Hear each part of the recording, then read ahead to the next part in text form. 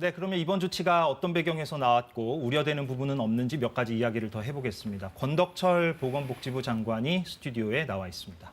어서 오십시오. 네, 안녕하십니까. 네, 경제와 방역 사이의 딜레마는 늘 있었고 사실 사회적인 고민거리이기도 했습니다. 이번에 새로운 개편안을 내놓게 된 어떤 배경을 좀 짤막하게 일단 짚고 넘어가는 게 좋을 것 같습니다.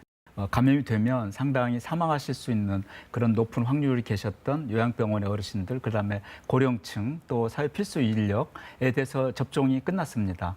그 얘기는 그만큼 방역에서도 조금 더 여유를 갖게 된 것이죠. 예. 또 다른 한편에서는 우리가 의료 영역에서 의료 대응 체계 어느 정도 더 갖추게 된 거죠. 그래서 이런 거리두기 체계 개편을 이번에 하게 됐는데요.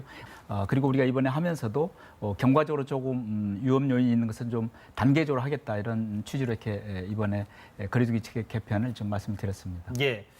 영국 네. 같은 경우도 국민들 80% 정도가 백신을 맞았음에도 불구하고 변이 바이러스 때문에 확진자가 한 10,000명 정도 나오는 뭐 그런 심각한 상황이고 3차 유행 얘기도 나오고 말이죠. 그래서 물론 이제 우리나라는 아직 뭐 변이 바이러스가 본격화되진 않았다고는 하지만 지금 이렇게 다소 느슨하게 가는 것이 맞느냐 이런 얘기를 전문가들 사이에서도 하는데 여기에 대해서는 어떻게?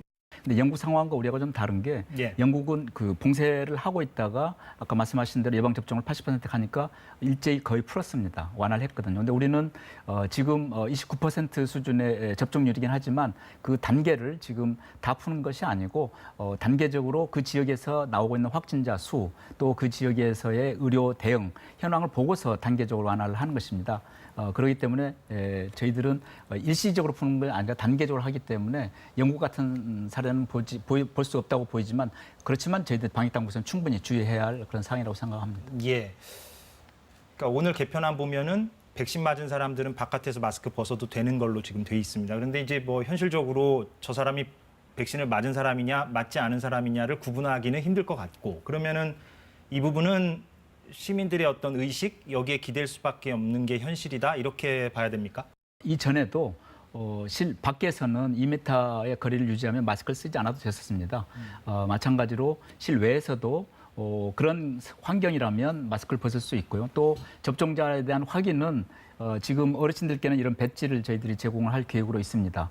또 젊은 계층이나 또 스마트폰에 익숙하신 분들에게는 전자접종 증명서를 바로 보여드릴 수 있도록 합니다. 그래서 저희들이 다 모든 국민들을 이렇게 해서 위반 여부를 확인할 수는 없지만 필요에 따라서는 좀 확인할 수 있도록 그런 장치는 좀 보완했다는 것을 말씀드립니다. 이제 오늘 발표된 안을 보면 이제 지자체의 자율권을 좀 어느 정도 부여하고 있지 않습니까? 그런데 이게 가령 중앙정부와의 어떤 엇박자, 불일치 이렇게 좀 되는 거는 아니냐 이런 우려도 있을 수 있는데 이 부분은 어떻게 보십니까?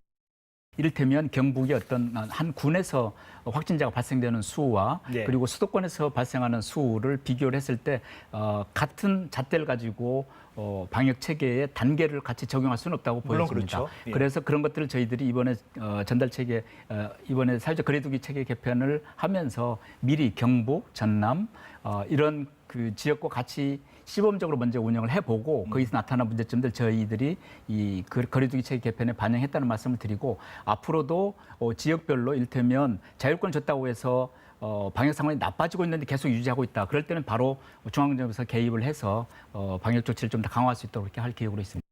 이제 수급 문제는 여전히 얘기가 나오는 것 같습니다. 최근에 뭐 아스트라제네카가 일시적으로 좀 동의나는 바람에 일부 접종을 받아야 될 분들이 못 받는 사태도 벌어지지 않았습니까? 이 3분기가 집단 면역으로 가는 어떤 길목이고 가장 중요한 시기라고 볼 수가 있는데 어떻게 수급 문제는 좀 원활하게 이루어질 수 있을까요?